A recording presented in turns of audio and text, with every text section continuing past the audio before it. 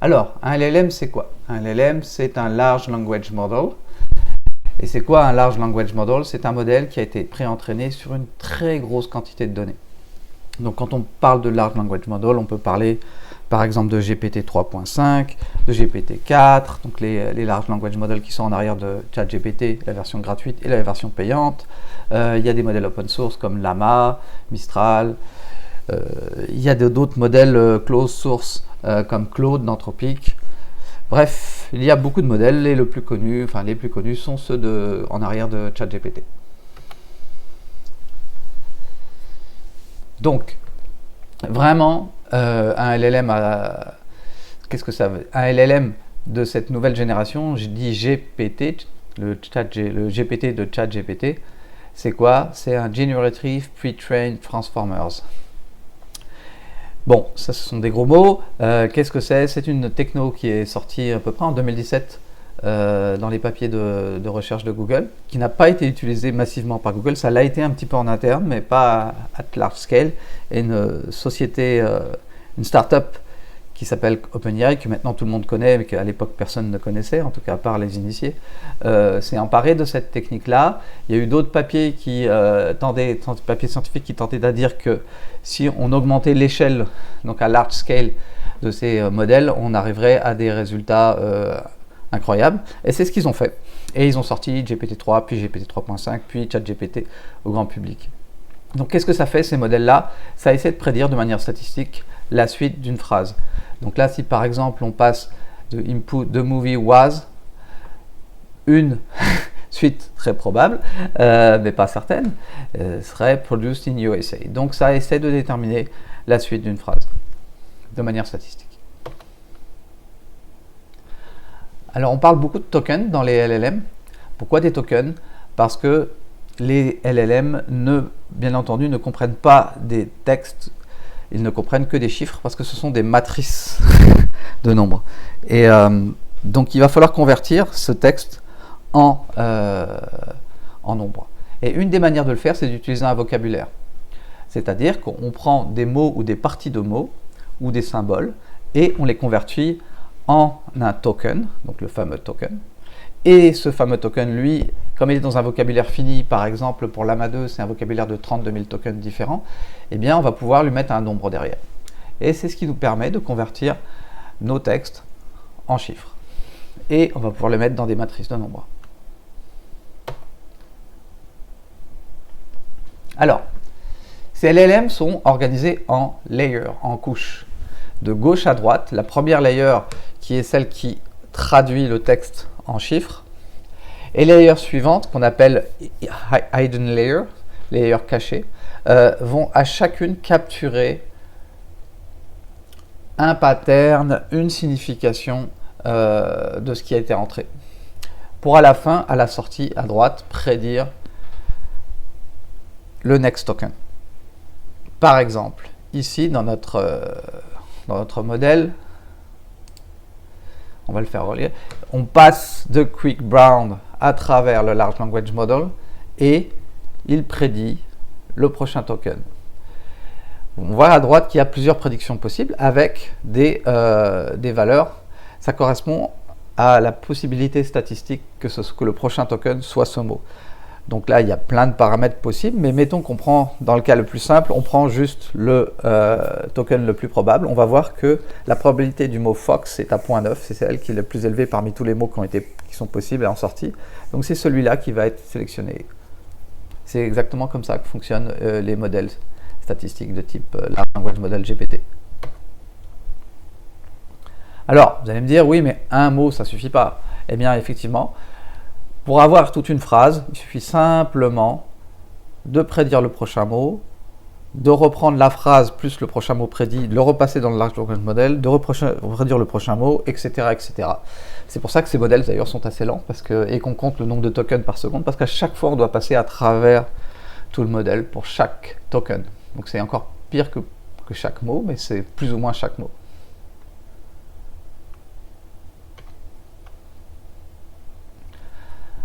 Alors pour faire un tableau de comment utiliser ces LLM là, Maxime vous a parlé des prompts, et on a vu qu'il y a, bien sûr tout le monde sait interroger un modèle en lui posant une question, mais on a vu qu'il y avait plusieurs techniques qui permettaient d'améliorer les résultats des réponses à travers le prompt, donc c'est vraiment quelque chose à ne pas négliger, et c'est la première avenue. Maintenant, il existe des cas, plusieurs cas, où, quelle que soit la qualité du prompt et du modèle, le modèle ne pourra pas répondre. Un des cas, c'est lorsqu'on l'interroge sur nos données personnelles, donc des données qui ne sont pas sur Internet, qui ne sont pas dans des données d'entraînement, et bien entendu, le LLM n'a aucune connaissance de ces données-là. Donc si on lui pose des questions sur ces données-là, bien entendu, il ne sera pas en mesure de répondre. Et il y a l'approche de type RAG, Retrieval Augmented Generation, dont je parle rapidement, mais je ne vais pas la présenter mais, dans le détail. Je ne vais pas faire de démo, mais c'est une des approches qui va être très utilisée en entreprise. Et en gros, comment ça fonctionne? C'est qu'on va associer à notre LLM une base de données d'un type un peu particulier, dite une base de données vectorielle. Donc il faut le voir comme une base de données de connaissances privées. Et dans cette base de données-là, avant d'aller interroger le modèle, on va aller chercher des morceaux de données pertinentes dans cette base de données, et on va utiliser ce contexte pertinent et on va injecter ça dans le prompt, et on va demander au LLM de répondre en ne considérant que les données qui sont dans le prompt. Donc ça, c'est une des techniques populaires aujourd'hui pour enrichir les connaissances du modèle sans avoir à le réentraîner. Et la troisième méthode, qui est le fine-tuning, elle est utilisée souvent. Elle peut être utilisée de deux manières. Elle peut être utilisée pour améliorer le modèle, donc améliorer ses connaissances en le fine-tunant, donc en le surentraînant sur un set de données spécifiques, ou elle peut être utilisée, comme dans le cas dont je vais vous montrer,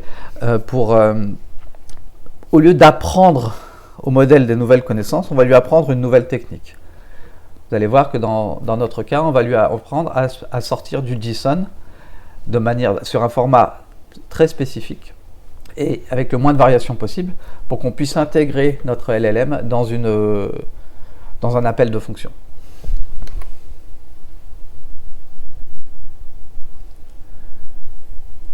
Donc vraiment, le fine-tuning, c'est quoi? C'est vraiment souvent lui apprendre de nouveaux skills. Par exemple, les chatbots sont un fine-tuning des LLM. Parce que par défaut, un LLM, je ne sais pas si vous vous rappelez, au début, je vous ai montré qu'il prédit le prochain mot. Puis si on prend le prochain mot prédit, qu'on le repasse dans la moulinette avec le début de la phrase d'avant, on a une phrase avec un mot de plus, on le repasse dans la moulinette, un mot de plus, un mot de plus dans la moulinette, un mot de plus. C'est très bien, mais un chatbot, c'est pas ça. Un chatbot, c'est je pose une question, le modèle me répond, il me demande si j'ai une autre question, je lui pose une autre question, le modèle me répond, donc c'est une interaction. Et ça, typiquement, c'est un skills. La discussion est un skills que le LLM n'a pas par défaut. Et donc, un fine-tuning classique que l'on a, par exemple GPT 3.5, par rapport à GPT-3, c'est un fine-tuning de ce modèle pour lui apprendre à avoir une discussion en forme de chatbot.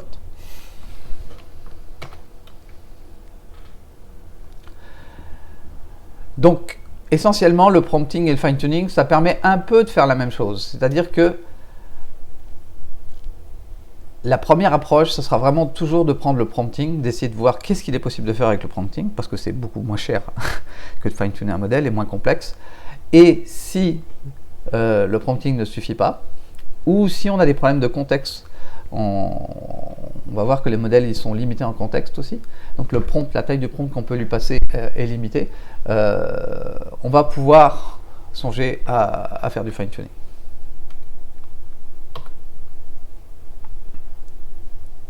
Donc en résumé, le fine-tuning, qu'est-ce que ça apporte? Plus de stabilité dans la sortie, donc dans ce qui est produit. Ça peut être intéressant lorsqu'on inclut nos LLM dans des appels de fonction, où nos programmes, eux, vont vraiment besoin pas d'un texte approximatif, mais d'un texte syntaxiquement correct et au symbole près précis pour que ça fonctionne. Et ça permet de faire des économies de tokens aussi, puisque si on lui apprend des nouveaux skills, on ne sera pas obligé de lui passer dans le prompt toutes les one-shot, few-shot learning pour lui dire, voilà, essaie de répondre dans ce format-là et essaie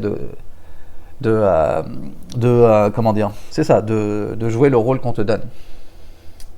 Dans les moins, et ce sont des gros moins, hein, c'est que c'est très complexe, ça prend des GPU, la plupart du temps pour le fine-tuning, et ça prend des jeux d'entraînement. Et le jeu d'entraînement, bien, soit on en prend un après qui existe sur le marché, soit on doit le fabriquer soi-même. Et c'est pas la plus mince des affaires.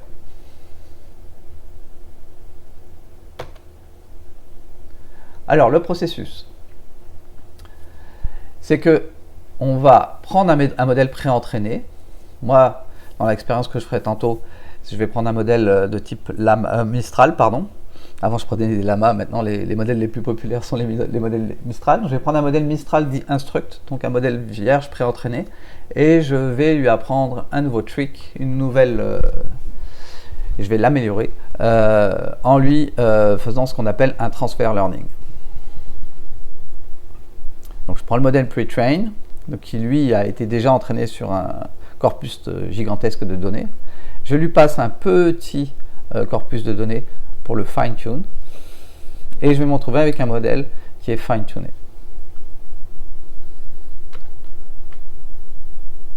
Alors, même si le fine-tuning requiert beaucoup moins de données que le pré-entraînement et beaucoup moins de compute power, donc de GPU, il n'en demeure pas moins que ces modèles ont des milliards de paramètres. Par exemple, Mistral 7B, c'est 7G, c'est 7 milliards de paramètres. Donc, 7 milliards, c'est en simple précision, en floating point state, FP16, c'est 14 gigas de RAM, juste pour monter le modèle en mémoire.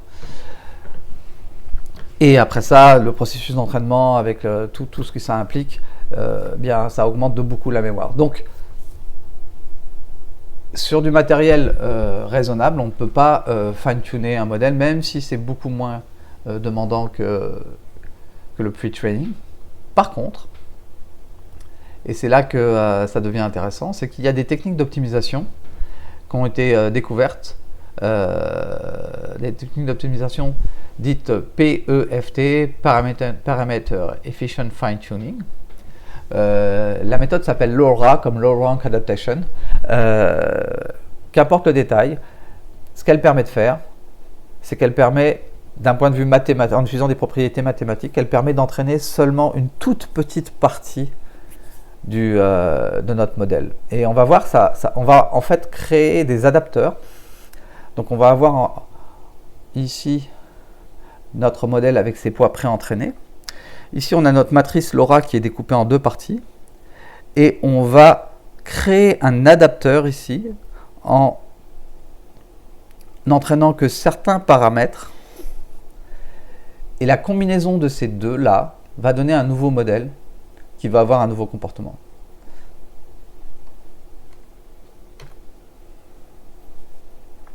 Alors, on l'a dit tantôt, pour entraîner fine-tuner un modèle, donc le surentraîner, on va avoir besoin de nouvelles données. Donc on va devoir créer, soit à la main, soit en s'aidant d'autres modèles, des données. Donc si on les crée avec un autre modèle, on appelle ça création d'un jeu de données synthétique, c'est-à-dire qu'il est créé à l'aide d'un autre modèle. Par exemple, on peut utiliser ChatGPT 3.5 ou l'API de OpenAI GPT 3.5 pour aller générer un nouveau jeu de données. Bien entendu, il est important de bien vérifier la qualité des données générées, parce que s'il y a une chose qui est importante quand on fine-tune un modèle, c'est la qualité des données que l'on donne à notre modèle en surentraînement. Si les données sont mauvaises, on risque de dégrader complètement les capacités de notre modèle.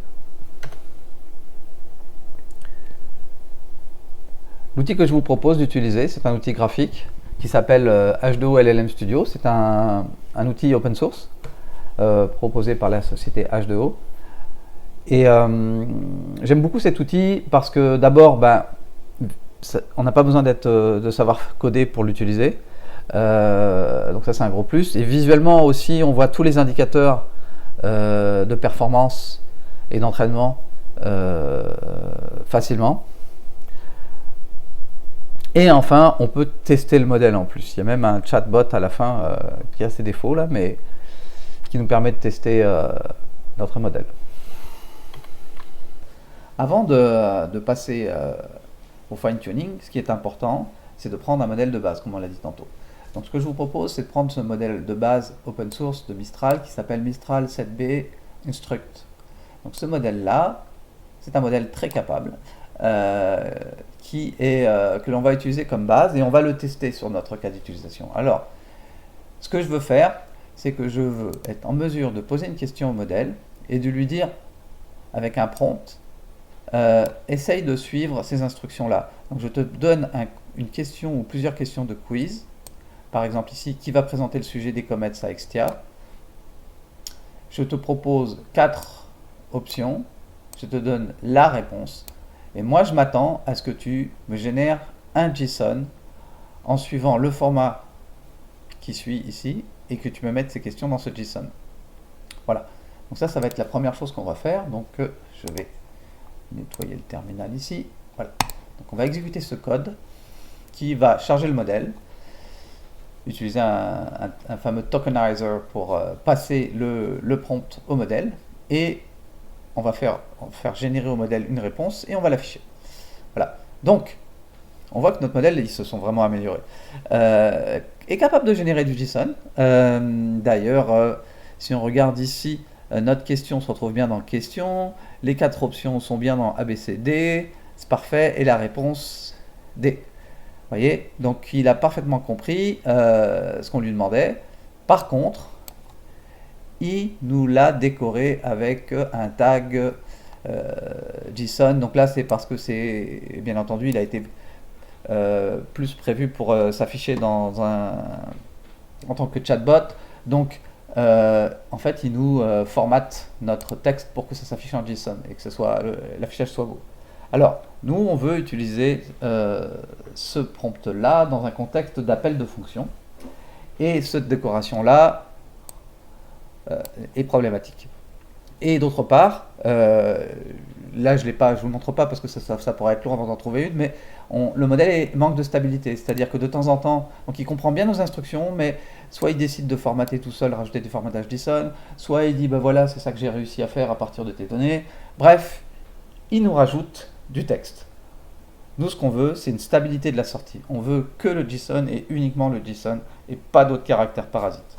Donc on voit bien que notre modèle, il est bon quand même, mais il n'a pas exactement le comportement qu'on souhaite. C'est-à-dire qu'on souhaiterait qu'il ne génère que du JSON et pas d'autres caractères. Donc le fine-tuning qu'on va faire, eh bien, c'est vraiment pour faire ça. C'est qu'on va prendre ce modèle-là, donc Mistral 7B Instruct V0.2, on va lui adjoindre un jeu de données, je vais vous en parler, jeu de données, et on va fine-tune notre modèle et on va retester. Parce que c'est important de comparer à une base. Alors, le jeu de données, ici, comment j'ai fait? Je l'ai généré ici, je vais vous montrer. Alors, prenons par exemple... non, ça c'est la sortie. La question, elle est là. Donc, la question, ou les questions, donc, ce sont mes quiz. Il va y avoir une instruction ici et une sortie. Donc ça, c'est la réponse attendue. D'accord? Donc la question, c'est ça. La réponse attendue, c'est ça. Et je vais générer un jeu de données. Donc là, j'ai ici, vous voyez, j'ai un petit programme qui va aller parcourir ces fichiers. Donc ces fichiers-là, je les ai générés à la main. Je me suis aidé d'ailleurs de GPT 3.5 ou GPT 4 pour générer les sorties, extraire exactement ce que je voulais. Et donc je vais aller construire un jeu de données avec des ensembles de questions et de réponses. Donc la question, c'est ça. La réponse que je m'attends, c'est ça. Donc c'est ça, je vais générer ce qu'on appelle un train data. Donc là, j'utilise le format Parquet, qui est un format ou Parquet, qui est un format très populaire en IA, en big data, etc. Donc qui va nous permettre d'aller de manière tabulaire, c'est un peu comme un CSV avancé, qui va nous permettre de mettre à la fois mes instructions ici et mes outputs, mes réponses auxquelles je m'attends. Je vais avoir un jeu de données d'entraînement et un jeu de données de validation, ici de manière identique. Le jeu de données d'entraînement, j'ai à peu près 10 enregistrements, vous voyez. Donc c'est vraiment pas beaucoup. Parce que là, le modèle était vraiment pas loin de ce que je voulais générer. Alors c'est maintenant le temps de passer aux choses sérieuses et d'entraîner, de fine-tuner notre modèle avec notre dataset, le dataset qu'on a créé précédemment. Donc on va utiliser un outil qui s'appelle H2O LLM Studio, qui est un outil open source, principalement supporté par H2O, mais il y a d'autres contributeurs. J'aime beaucoup, il y en a plusieurs des outils, mais surtout, je vous dirais, il y a surtout des manières de fine-tune, d'entraîner un modèle avec des librairies, donc c'est beaucoup plus bas niveau, bon ça offre beaucoup plus de possibilités. Mais j'aime bien cet outil-là pour se concentrer juste sur la partie donc fine-tuning. Donc on a préparé notre dataset à l'avance. Donc la première étape qu'on va avoir, donc on voit qu'on a un GPU ici. La première étape qu'on va faire, c'est on va importer notre dataset, nos fichiers parquets. On voit ici qu'on va créer un nom de métadonnée qui s'appelle train data, qui porte sur le fichier train data.arquette. On va mapper les colonnes d'instructions et de réponse instruction, donc prompt column, donc c'est l'entrée, en fait c'est l'entrée qu'on va faire au modèle, c'est la question qu'on va faire au modèle, ça va se trouver dans l'instruction, donc dans l'instruction on va avoir concaténé l'ensemble, je ne sais pas si vous vous rappelez, à savoir le prompt, le type d'instruction, la question, et dans la answer column on va avoir la réponse en JSON attendue. Ensuite de ça, maintenant qu'on a les datasets, on va créer ce qu'on appelle une expérimentation. Donc on peut créer une expérimentation à partir d'une précédente en modifiant seulement certains paramètres, ce qui est très pratique, ou là on n'en a pas, donc à partir de zéro. Aussi fait intéressant, c'est qu'on peut créer, si jamais on a un fichier YAML de description de tous ces paramètres d'une expérience précédente, tout comme, si on va voir Hugging Face vite fait, je vous le montrerai tantôt. Tout comme on peut le conserver avec notre modèle sur Hugging Face, donc on pourrait repartir aussi d'une expérience comme ça. Alors, allons-y. Donc il y a beaucoup de paramètres. Je ne vais pas tous vous les expliquer, mais par contre je vais passer à travers certains. Donc on indique le train dataset sur lequel on va train notre modèle. Ici on a un causal language modeling, donc on est vraiment dans l'entraînement d'un modèle pour fine-tuning pour question-réponse, donc en mode je pose une question au modèle, il me répond. Le nom de l'expérience, on va la renommer. Ici, le modèle sur lequel on va faire le fine-tuning, donc le modèle de base qui s'appelle le LLM Bag. On voit que c'est celui-là, Mistral Instruct.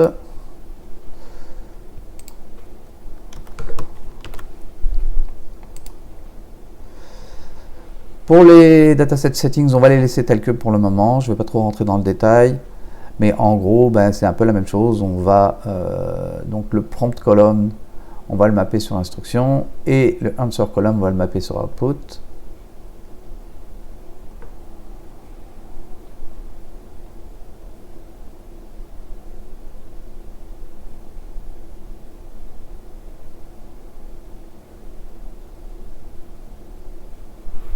Ici, on va enlever ces prompts-là.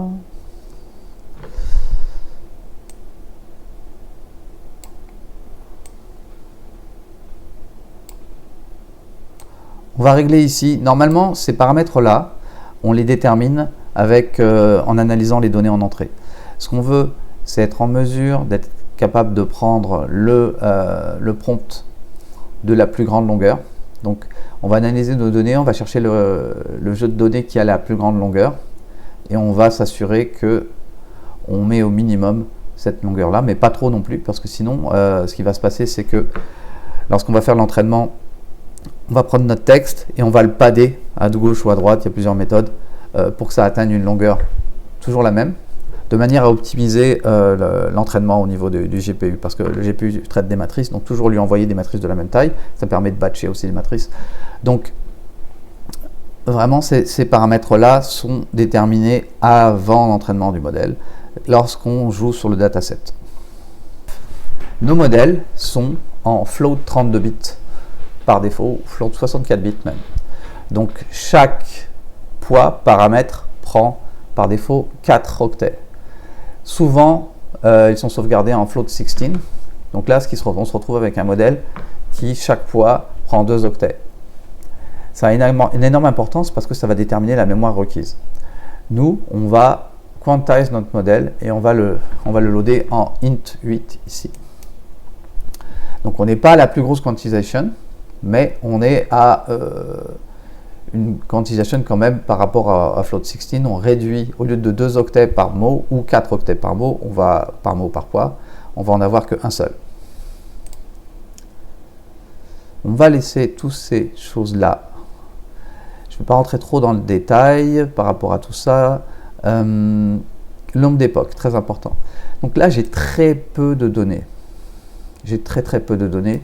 J'ai juste 11 training sets, donc 11 jeux d'entraînement.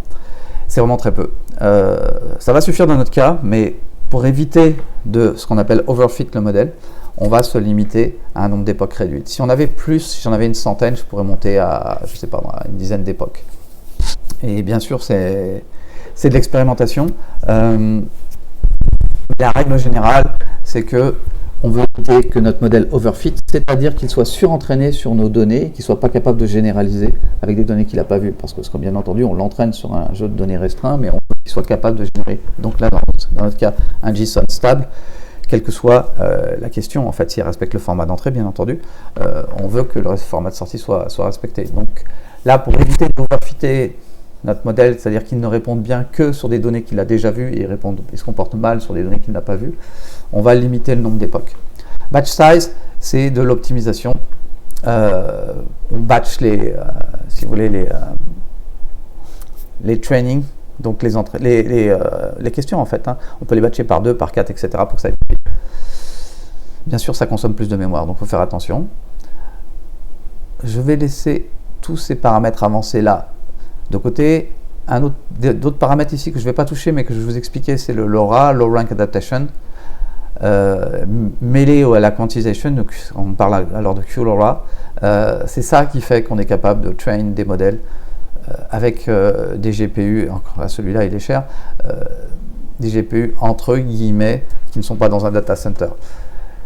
C'est ça qui permet de limiter la mémoire VRAM requise pour faire l'entraînement. Je ne vais pas toucher au LoRa Target Module, on peut le faire pour optimiser, je vais laisser ça tel que pour le moment. Intéressant ici.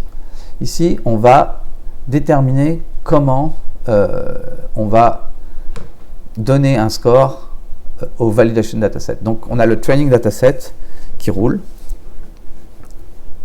Le modèle fait des prédictions. Je vous expliquerai après comment on calcule l'écart entre la réponse attendue et la réponse qui a été fournie par le modèle. Il essaye de converger. Et à un moment donné, à la fin d'une époque, donc on est passé à travers le training dataset, on va aller utiliser les données de validation sur lesquelles on n'a pas entraîné le modèle, d'accord, pour voir comment il se comporte. Et on va donner une note. Et pour donner une note, il y a plusieurs méthodes. Et moi, ce que j'aime bien, c'est d'utiliser GPT. Donc le modèle GPT 3.5 Turbo. On va utiliser celui-là, il est un peu meilleur. Pour donner une note. Donc il va faire, ce qui est intéressant, c'est qu'il va donner un peu d'explication pourquoi il donne la note, et il va donner une note sur 100. Ça permet d'avoir une mesure de la performance de notre modèle. Voilà, on va. Voilà. Ensuite de ça, on ne va pas toucher à ça pour le moment. On utilise notre GPU. On peut y aller. Donc on va voir que notre expérience est queued, donc elle est mise en attente. Là, elle commence à rouler. On va aller là, voir ce qui se passe. Donc pour l'instant, ce qu'on est en train de voir, c'est qu'il est en train de loader le modèle. Et il est parti pour l'entraînement, vous voyez ici. Donc il est sur la première époque. Donc il va passer à travers tout le train set et sur la première époque. Pouf. Il a fini la première époque. Bon, il n'y en a pas beaucoup, hein, donc ça va vite. Maintenant, il va passer à la validation, ici.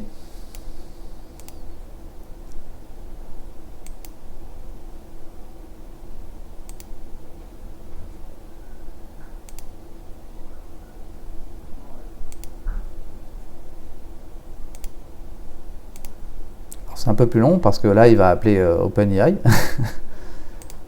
Voilà. Ça y est. Il a fait la validation. Assez étrangement, il est parti sur un bleu score et pas sur un score GPT. Je me demande s'il n'y a pas un bug sur la version, comme je suis en latest. Allez voir ça. Voyons voir. Il y a beaucoup de paramètres. Si vous voyez, oui. Ah non, je ne sais pas pourquoi. Il est en bleu score. Pourtant, je pense qu'ils ont introduit un bug. C'est ça de rouler avec la dernière, avec la Nighty Build. Ils ont une régression. C'est pas grave. Donc on voit bien qu'il a ici, il a terminé son entraînement. Donc ce qui est intéressant de voir maintenant, c'est ça. Alors, le learning rate, c'est la vitesse à laquelle le modèle apprend, entre guillemets. Je veux pas trop rentrer dans les détails mathématiques, mais on part avec un learning rate très faible et on l'augmente progressivement. Ici, on part avec un learning rate très fort et on le diminue progressivement à mesure qu'on approche de la cible. Ici, on a ce qu'on appelle le train batch loss, c'est-à-dire que là, c'est la perte, c'est l'écart entre la prédiction et le résultat attendu. C'est sûr que ici, on n'a pas une très belle courbe qui converge parce qu'on a très peu d'époques et de steps. Donc, mais normalement, ça fait une courbe qui converge comme ça en descendant vers 0. Et ici, c'est pareil. On a très peu de validation set, on en a juste 2. Et on a très peu d'époques. Donc, il n'a pas eu beaucoup d'occasions d'aller valider là. Et là, il est toujours à 100%. Donc, normalement, ça fait une courbe qui s'améliore si on a bien entraîné notre modèle. Bon, là, on est à 100% dès le début. Donc ce que je vous propose, c'est de re-exécuter pour confirmation. Donc sur la même question, qui va présenter le sujet des commits Extia, Farid, Maxime, Jean, Maxime et Farid. Farid et Maxime. Donc la réponse est D. Donc on veut qu'il nous génère le JSON par rapport à cette question-là. Donc on va loader notre modèle de base qui n'a pas été fine-tune et on va lui poser cette question. On va lui donner ce prompt. Ça prend quelques secondes pour loader le modèle. Et quelques secondes pour générer la réponse. Voilà. Donc on a ici la réponse et on voit qu'il est constant. Il nous fait le formatage JSON qu'on ne souhaite pas. Maintenant, on va prendre une version du modèle que j'ai entraîné précédemment, mais sur la même technique que ce que je vous ai présenté. Donc, qui a été poussé sur une interface. C'est donc mon modèle à moi, FB Lamé, Mistral 7B, JSON Quiz Fine-Tune. On va utiliser le même code, exactement le même code pour loader le modèle. On va lui poser exactement la même question. Et on va donc aller dépiler la réponse. Donc je vous rappelle, hein, ça va être subtil, regardez la différence. Ici, on a un formatage JSON. On repose la même question. On load le modèle. On fait l'inférence, donc la prédiction à partir de la question du prompt, une réponse en JSON. Et on va voir le résultat qui va apparaître ici. Et on voit que notre formatage JSON, donc c'est vraiment subtil ici, hein, a disparu. Il y a un token de fin de génération ici qu'on souhaitait. Et donc voilà, vous allez me dire, bon, tout ça pour juste enlever un tout petit peu de JSON. Alors en réalité, comme je vous l'ai dit tantôt, l'output généré avec le modèle non fine-tuned, il nous a rajouté un petit peu de formatage JSON, genre pour que ce soit beau à afficher en JSON. C'est déjà un problème. Vous allez me dire, ouais, mais on peut l'enlever facilement. Oui, mais le problème, c'est que À d'autres moments, il va nous rajouter du texte avant, nous rajouter du texte après. Ça va pas être. On va avoir un problème de stabilité dans la génération. Et si on intègre, donc là par exemple, moi j'avais intégré cette génération-là pour l'appel d'une serverless function déployée dans GCP qui permet de générer un Google Form, donc un quiz à partir d'un Google Form quiz. Si jamais je manque de stabilité, eh bien je vais avoir beaucoup de code qui va essayer, tant bien que mal, d'aller clean up cette génération-là, ce qui est fatigant, ce qui aussi peut générer des bugs en fait, des résultats inattendus. Donc une des manières d'amener de la stabilité dans la génération, c'est de le fine-tune sur notre cas d'utilisation. Et ça permet bien d'intégrer quelque chose qui a été généré par un LLM à un appel de microservice ou au milieu de notre chaîne, notre workflow finalement de travail. Donc c'est vraiment des cas qu'on veut fine-tune justement pour qu'on ait de la stabilité. Donc ça c'est un des cas d'utilisation de fine-tuning.